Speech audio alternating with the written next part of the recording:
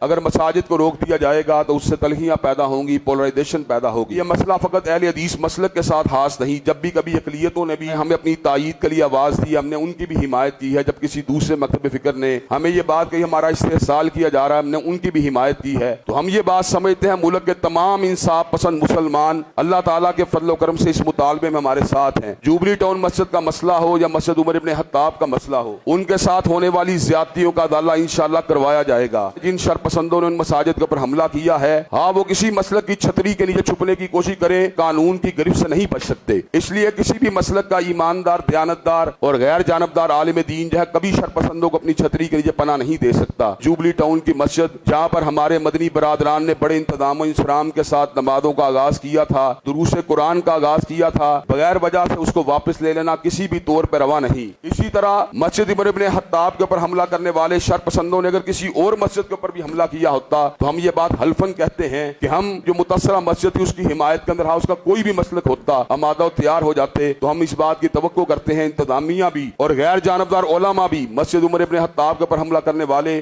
شرپسندوں کی گرفتاری کے لیے ہمارا بھرپور طور پر انشاءاللہ ساتھ دیں گے۔